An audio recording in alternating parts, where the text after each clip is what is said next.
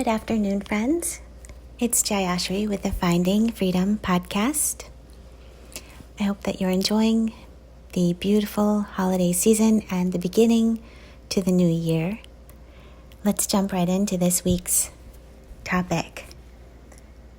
We have a great question today, and it is, I have a question and topic for the Finding Freedom podcast if you would like to touch on it. It's something I've been thinking about a lot lately. How do we differentiate ego from desires of our highest self? Thank you very much for this excellent question. I know that it's one I've wanted the answer to, and it's important. It's really, really important to know how to distinguish between our heart and our head, or otherwise stated, ego versus our higher self, or you could even say it in terms of ego versus God, depending on the words, the labels that we use. So a few points with this. I'll be talking about not only the internal voice in the head of that ego, the mind, thought, they're all synonyms for the same thing. So our own ego, if you will. And how do we understand what is another person's ego? And how do we understand the collective ego versus what is actually authentic? So let's start with our own situation internally, because that's always really where we want to go first and where we want to look regardless. I hesitate to say our ego. I was taught in the Soto Zen tradition, and we aren't really taught to own ego. It's kind of a computer program, a collection of conditioning, a collection of memories, unexamined beliefs and assumptions, which run our lives when we're unconscious. But it's not who we are, and we do not need to call it ours. So, for the sake of clarifying, in this case, we're talking about the internal mechanism that is called ego, and how we differentiate that between the voice in the head, essentially, is another way to call it, between the voice in the head and the heart. The voice in the head, otherwise known as ego, otherwise known as the mind, otherwise known as thought, will always be in the past and in the future. That's a dead giveaway right there. Remember, all thought is past and future. Past being depression, anxiety being the future. Additionally, ego will often talk in terms of you. So it'll say, you aren't working fast enough. You didn't do that right. You should have done this by now. You could be doing so much better. You aren't doing as well as somebody else. You don't understand, etc., etc. Usually using the voice of you. Now, sometimes it will masquerade under the I, but you'll notice most of the time, 90% of the time, it's using you. So it's like something is talking to you. So that's very important to understand. Additionally, you can know that ego is always under the guise of something is wrong, and there's not enough, and it's probably your fault too. So when you're listening to the heart, on the other hand, you have a great feeling of peace and ease. Nothing is wrong. Nothing needs to be solved. There isn't a sense of urgency. Urgency is a red flag, for sure, of ego. Anytime you are dealing with a sense of urgency, you can know that it's ego. And so these are some really, really key ways to differentiate between the two. Now, when you're looking at egos coming from other people, It's the same, actually. It doesn't really matter, though. It's not our job or our place to assess whether someone else is coming from ego or from authenticity. It's only our job to understand ourselves. And it only takes one person to be present, to inspire presence in the other.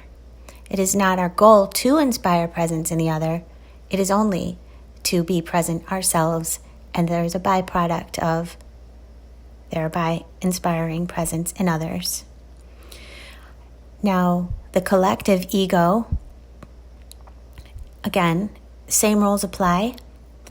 Urgency, something is wrong, not enough, it's your fault, it doesn't make you feel peaceful, it's not coming from a loving, compassionate place. A little bit of practice because we are conditioned to listen to the collective ego, to engage with other people's egos. I want to make another note on that, which is when we engage with another person's ego, our ego is going to be triggered, and it's going to be ego to ego, and it's only going to escalate the situation. It isn't going to be helpful or fruitful at all.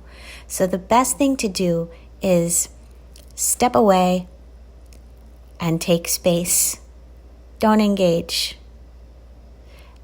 Silence is a very sound tool. We don't need to say most of what is said.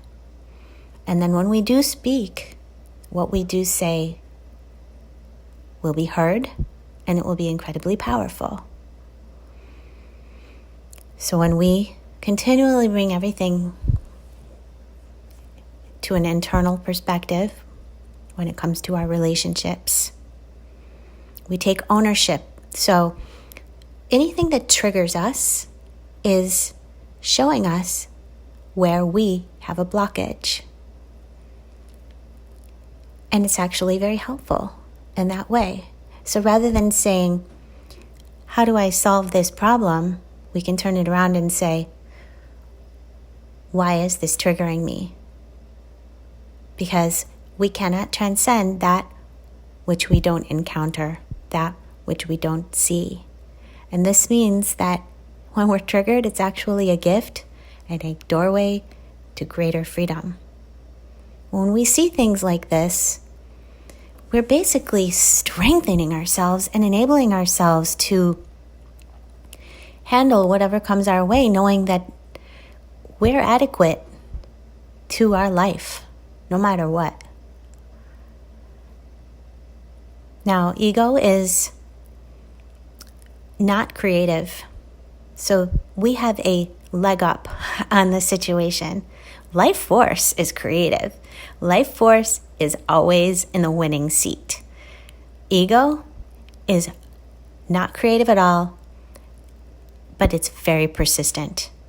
It's very repetitive. So when we start to see how it works, this is why we do awareness. This is why we meditate. We start to, in self-awareness, see what the mind has been doing, how it's been controlling us. And it's very easy to see through once we start watching from an observer standpoint. Step back so that we're not identified with the ego. We're disidentified and we're watching in awareness, from awareness. And then we can say, oh, I see what this has been getting me. And it's actually completely smoke and mirrors. I don't need to listen to this any longer. I don't need to be under the thumb of ego any longer. You can consider the ego the peanut gallery with its complaints, nonstop assessment of your life. It's a comedy show. Pretty soon we see it for the comedy show that it is, and it really takes the charge out of it. When we really see it, we don't run from it. We look it straight in the face, because that which we bring into the light of compassionate awareness heals. But if we don't see it, it's controlling us. So it's a way that we train the mind. We use the mind as a tool, and we don't let it use us. So enlightenment is transcending the mind. Wisdom is beyond the mind. It's changeless. It's pre-conceptual. So I hope that this helps. Please let me know if you have any questions. Leave your thoughts and comments below, and feel free to share this with a friend. Give it a thumbs up. Subscribe and hit the notification bell if you're on YouTube. As always, I wish you love, light, and presence. Namaskar.